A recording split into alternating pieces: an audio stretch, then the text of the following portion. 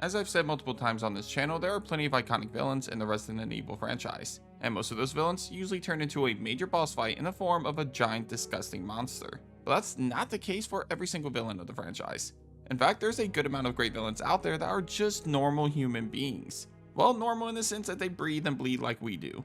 They are still psychotic maniacs that usually cause genocides in the pursuit of money and or power. Anyway, on this episode of Nerdspace Games, I'll be recognizing the best human villains of the franchise.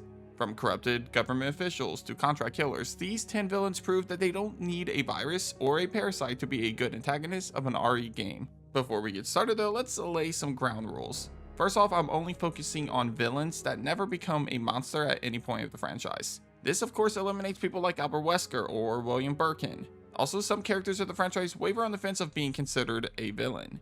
For example, I would consider Ada Wong as an anti-hero, not a villain. And someone like Hunk, while clearly evil and he's someone that does bad things, isn't exactly an antagonist of any specific game of the franchise. However, this is a very thin line to work with, so just know that I'll be using my own best personal judgment in terms of what I considered a villain. Finally, since this is a gaming channel, obviously we are focusing on the human villains of the video games, and we won't be including the villains of the movies or TV shows. Okay, so that's a lot, but with that out of the way, my name is Ruben with Nerdspace Games, and this is my top 10 best human villains of Resident Evil. Let's get it. Number 10, Monica Stevens, Resident Evil Outbreak.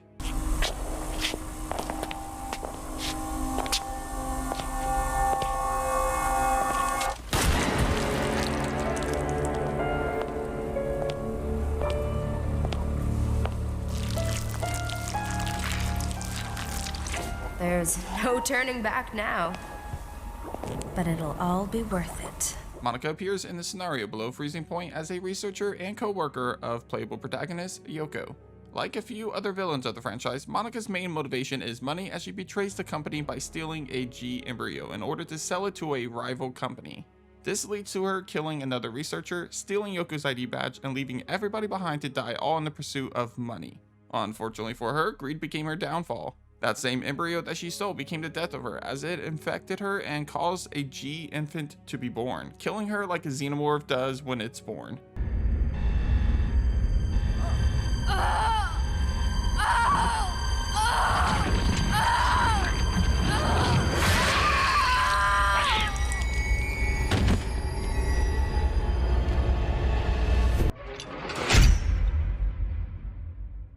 Number 9, Daniel Fabron, Resident Evil Resistance. You die, they die, I die, Umbrella dies, the world dies. The world is reborn, but you are definitely dead. Probably the biggest surprise for today's list is Daniel. If you've never heard the name before, then don't worry, you're not alone. That's because Daniel is a character that only appears in a multiplayer non-canon spin-off game, Resident Evil Resistance. On top of that, Daniel is never physically present, but rather his voice is heard throughout a scenario in which a player chooses him as their mastermind. But based on what we've learned about him in Resistance, Daniel was a security officer that was used by Alex Wesker to hunt down and eliminate any threats to the company. From destroying test subjects that escaped to abducting people that were investigating the company, Daniel basically became Umbrella's very own hitman. Sadly, we don't know much about him other than his role at Umbrella, his relationship to Alex Wesker, and the fact that he was probably French based on his accent. Still, the small amount of quotes that we did hear from him while playing Resistance was enough to make him an interesting villain who would have been fun to see in a mainline game sometime in the future. Number 8, Jessica Sherawat, Resident Evil Revelations. Stupid men.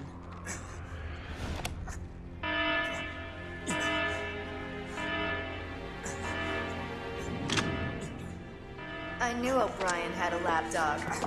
I'll tell Morgan it was you. Jessica! Don't worry about dinner. Now we're even. I'm sorry, Parker. First off, sorry Jessica, I probably butchered the hell out of your last name, but Jessica is a bit of a complicated character in terms of her being a villain. Sure, she betrays the main protagonist of the game, and she works for Tricell, an evil organization that is behind supplying multiple radical groups with BOWs, including Veltro via Morgan Lansdale. But in a way, Ada has done the exact same thing in other games. Then when comparing Jessica to Raymond, I see Jessica as a better and bigger villain, while I see Raymond as someone who's on the fence of anti-hero and villain. So what makes Jessica different from Ada and Raymond? Honestly, I feel like it comes down to one single trait. Ada and Raymond appear to have a moral compass, whereas Jessica doesn't. Let's start with Ada. While she's betrayed Leon on multiple occasions in order to retrieve samples for different organizations, we've also seen Ada's good side. She's saved and protected Leon on multiple occasions, but in RE4 Remake, she even goes one step farther. After realizing that Wesker's plan is to kill billions of people, she immediately turns on him instead of delivering the sample to him. As for Raymond, he's a little different. At the end of the game, it's revealed that both Raymond and Jessica are triple agents, both who are actually working for Tricell. This is where things get complicated though. At one point in the game, Jessica attempts to shoot Raymond, in which Parker takes a bullet for him, saving Raymond. Now, I'm guessing this was planned by Raymond and Jessica, but to be honest, I'm not exactly sure. Then, later in the game, it's revealed that Raymond was the one that rescued Parker and stopped him from dying. And when Jessica asks Raymond why he saved Parker, he responds with, "I have my reasons." So Raymond is kind of a mystery as to if he's good, bad, or an anti-hero. But with Jessica, it's clear as day, she's as bad as they come. She questions why Raymond saved Parker, despite Parker being an old friend of theirs, and she even makes a sinister comment at the end of the game. Almost too easy, wasn't it? The company let them take Morgan out with the trash. Tough world. You filed a report on this. By the way, why save Parker? I have my reasons.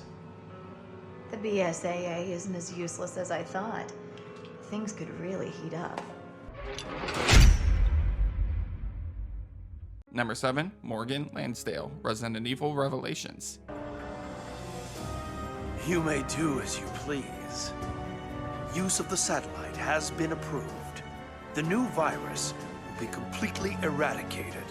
Also known as the Silver Fox, Morgan was the head of the FBC, an organization that teamed up with the BSAA on multiple occasions to fight against the BOW threat. Then at one point, Terra Grigia, the city in which the FBC headquarters was located, was attacked by a terrorist organization known as Veltro. This radical group used BOWs to attack the city, and ultimately, Morgan ordered the use of a satellite to destroy the city and the infection along with it. Because he prevented the spread of the virus used by Veltro, Morgan was able to gain more power as he became a war hero. Well, throughout the events of Revelations, we learned that it was actually Morgan Lansdale who hired Veltro. In an effort to gain more power and credibility in the world, Morgan ordered Veltro to carry out the attack on Terra Grigia. After Veltro's attack succeeded, Morgan betrayed Veltro. He blew up one of the 3 ships used in the attack, which was the one that Jack Norman was on, the leader of Veltro. Then he infected the remaining 2 ships with the T-Abyss virus, killing the remaining Veltro members. Finally, he ordered the destruction of Terra Grigia under the disguise of preventing the spread of the virus, thereby eliminating any loose ends. Or so he thought. The leader of the BSAA at the time, Clive O'Brien, became aware of what Morgan did and teamed up with one of Morgan's FBC agents, Raymond Wesker. Wesker became a double agent and a spy for O'Brien in an effort to find the proof that they needed in order to bring Morgan down once and for all. The game ends with Morgan Lansdale being arrested and charged for the destruction of Terra Grigia, but considering that the man committed mass murder just to gain more power, clearly he's deserving of a spot on today's list. Number 6, Alfred Ashford, Resident Evil Code Veronica. I will not allow you fools to escape. This is what you get for trying to oppose me. Now feel my revenge. When it comes to Code Veronica, there's actually 3 main villains: Albert Wesker, Alexia Ashford, and her brother, Alfred Ashford. However, of the 3, only one of them is not infected with some sort of virus that grants them abilities. Throughout the first half of the game, Alfred stalks Claire Redfield on Rockford Island, thinking that she's behind the attack on the island. Armed with a sniper rifle, he attempts to kill both her and Steve on multiple occasions before forcing them to the Antarctic base to finish the job. Unfortunately for him, it doesn't end well for Alfred. Steve fatally injures Alfred and he dies in front of his sister as she wakes up from her 15-year sleep. Honestly, I would have preferred a boss fight with Alfred, but he still posed a major threat to both Claire and Steve throughout the first half of the game, even as a human. Number 5, Vincent Goldman, Resident Evil Survivor. Survivor was Resident Evil's first attempt at an on-rail shooter before the Chronicle games came out. To be completely honest with you guys, the game isn't the greatest, but it's a lot better than some entries of the series. Anyway, the main villain of the game is Vincent Goldman. While not the best villain of the franchise, Vincent is easily one of the most ambitious and vicious villains of the series, especially when you dive into his backstory. As an employee at Umbrella, Vincent was obsessed with moving up in the company. This led to him having his colleagues killed in order to move up faster, and eventually he became the commander of the Sheena Island facility. Unfortunately, this is just the start of his crimes. As the commander of the Umbrella facility on Sheena Island, Goldman led experiments that were performed on children in order to perfect a new virus strain. When survivors of the experiments escaped, Goldman ordered the execution of said survivors, which ultimately led to the population of Sheena Island turning on him. In order to wipe away both the evidence and witnesses of his brutality, Goldman released a virus, causing the outbreak on Sheena Island. Despite being the main antagonist of the game, Vincent is actually not the final boss, and the player never actually fights him either. His fate, however, is decided based on a choice made by the player. He either disappears, in which his fate is unknown, or he is killed by a tyrant. Either way, Vincent was one of the most heartless villains of Resident Evil, to the point that even Umbrella thought he was going too far at times, and that's saying a lot coming from Umbrella.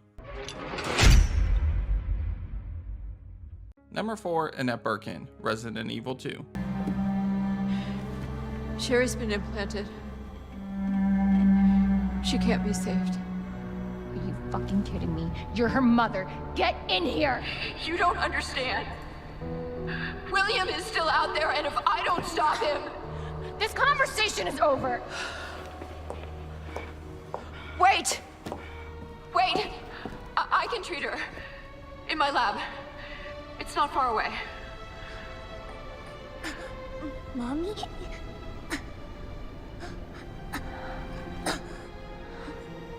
There's not enough time. Millions of lives are at stake. Sherry, Mommy loves you, sweetie.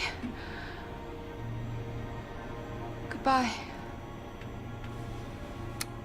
Annette proves that not every villain has to be a completely heartless and unredeemable douchebag. I mean, she's still evil and she's caused the death of a lot of people, but we do see some redeeming traits in her as a mother to Sherry, especially in the remake of Claire's scenario. And a villain with redeeming and relatable traits is sometimes more interesting than a complete psychopath. But let me tell you, one good deed does not make up for 1,000 bad ones. I mean, let's not forget that she's a head researcher at Umbrella, a company that has experimented on countless test subjects in the pursuit of perfecting the T-virus, and more specifically in her case, the G-virus. These experiments have caused the lives of a lot of people, and that's all before the outbreak of Raccoon City. Now, to be fair, she's not directly responsible for the outbreak or the death of the citizens of Raccoon City. That responsibility falls mostly on Umbrella and William Birkin. Still, she did help create the G-virus and conducted all of those experiments. Plus, when she had the opportunity to kill William, she hesitated, which led to the T-virus ultimately leaking after he attacked the Umbrella soldiers. Leon's scenario of both the remake and the original game paint Annette as mostly a villain who's trying to protect William's research by keeping it out of the hands of rival companies or even Umbrella after they betrayed her husband. Claire's scenario in the remake, however, shows us her interactions with her daughter, and while most of the time she's demonstrating why she's far from being Mother of the Year, she does ultimately save Sherry's life and gets herself killed trying to stop William Birkin before he kills anybody else. While these two actions don't redeem her for the things that she's done, it does at the very least prove that she's not completely heartless like other villains on this list, which makes her one of the most unique human villains of Resident Evil when you think about it. Number 3, Nikolai Zinoviev, Resident Evil 3. Oh no, don't care. My client ordered me to reduce Umbrella to rubble. 10 minutes until missile impact. The missile has launched. And that is my cue. Goodbye, Miss Valentine. Shame you didn't listen to me when you had the chance. Nemesis may be the main villain of Resident Evil 3, but he's not the only one in the game. Nikolai is also a major antagonist of the game, and unlike Nemesis, he's not just a BOW following orders. No, Nikolai is a selfish, heartless human being who only cares about one thing: money. As a member of the same UBCS squad as Carlos, Nikolai is a trusted ally of Sergei, who is the founder of UBCS and a loyal friend to Oswald E. Spencer. For that reason, unlike the rest of his team, Nikolai is fully aware of Umbrella and its secrets, and he's actually one of the people that Umbrella sends to complete a handful of secret missions. These missions include collecting combat data on both the T-Virus and Nemesis, destroying the vaccine, and basically preventing any survivors from escaping the city. For each objective Nikolai completes, he receives more money from Umbrella. However, Nikolai didn't stop there. See, Umbrella being as cautious as they were, Nikolai wasn't the only person that they sent to complete these objectives. Others, known as monitors, were also sent to help achieve these objectives. However, Nikolai wanting all of the bargaining power in his hands and therefore being able to name his price, he hunted down these other monitors in order to ensure that he was the only one with the information that Umbrella wanted. I mean, the guy was even willing to destroy the vaccine, the one thing that would prevent the destruction of Raccoon City and save the remaining survivors of the city if delivered to the government, all for the sake of money. And there's one Nikolai quote that completely sums up his entire motivation. There's a price for everything, even for letting the world burn. One of my favorite quotes in the Resident Evil franchise, by the way. Why'd you do it?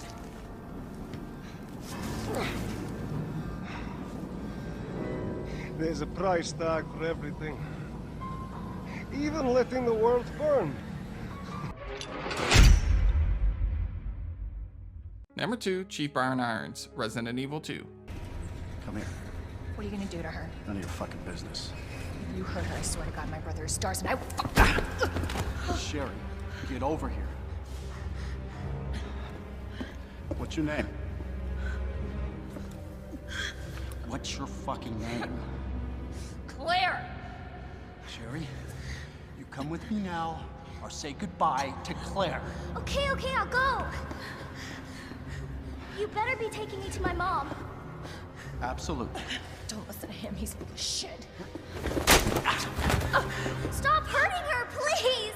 Don't tell me how to do my job. Stop! Let me go! Let me go! Obviously, nobody taught you manners. We'll fix that. Oh, yes, we will. Let me go! Let me go! I'll get you, you fucker! Yep, the Chief of Police of Raccoon City claims the number 2 spot on the top 10 best human villains of the franchise. I mean, this guy is easily one of the most fucked up people of the franchise. Just like Nikolai, his motivation comes completely from his greed. It's all about the money. But what makes him even more detestable than Nikolai are his actions and the fact that he's a damn cop. Hell, not only is he a cop, but he's the Chief of Police, for crying out loud. Anyway, let's break down everything that we are aware of him doing. For one, he took over the orphanage in Raccoon City, in which he began to give Umbrella orphan children in exchange for money. Umbrella would experiment on these children, leading to some extremely disturbing and tragic diary entries scattered throughout the orphanage. He would also receive money from Umbrella to cover up secrets for them, while also assisting in providing them with other test subjects. He even went to the extent of trying to cover up the Spencer Mansion incident when Chris and the rest of the survivors came back to Raccoon City. Oh, and by the way, there's also evidence that supports the fact that he's a serial killer who's been murdering people for years in Raccoon City. See, the Chief of Police had a very strange hobby. He practiced taxidermy, but not just on animals. He killed human beings, cut them open, and basically made them into his trophies. While we don't know the details of how many people he did this to, we can at the very least confirm 2 victims of his secretary and his most recent victim, Catherine Warren, the mayor's daughter. Overall, even before he was taken over by greed for Umbrella's money, Brian was always a bad person. He had no redeemable traits at all, and honestly speaking, I know I'm not the only one that rooted for the dude to die in the most painful way possible, and spoiler, I think he got exactly what he deserved. Your fault. What? It took too long. What happened? Get off me! Oh my God!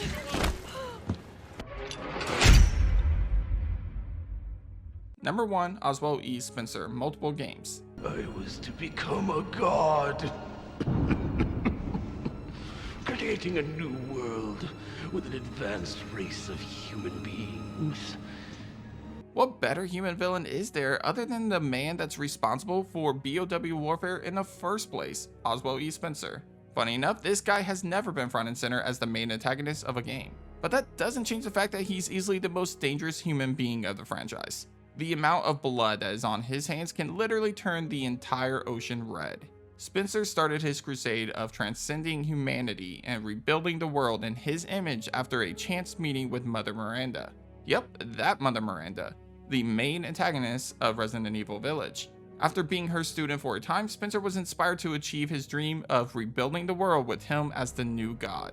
This led to Spencer finding the pharmaceutical company Umbrella in order to fund his research of immortality and the next step for humanity. To fund this research, Umbrella created BOWs to sell to the US government and other investors. It was this research that basically provided the basis for every single outbreak that occurred all around the world, all because of one man's dream to become a god and rebuild the world in his image. Just about every villain of the Resident Evil franchise could be connected back to Spencer, even long after his death, as seen in Village with Mother Miranda. And to think, it wasn't a god or a monster that did all of this, it was a simple man, a single human being. And this man is the best damn human villain of the franchise, that's for sure. But that does it for this episode of Nerd Space Games. Hit up the comments and let me know what you think of my list. Is Oswald E. Spencer the best human villain of Resident Evil, or is there a different character deserving of that title? Let me know down below. Anyway, if you haven't already, be sure to subscribe to my channel for more survival horror content. Also, leave a like on today's video if you enjoyed today's topic. But thanks for watching, and as always, I'll catch you guys on the next episode of Nerd Space Games. Take care.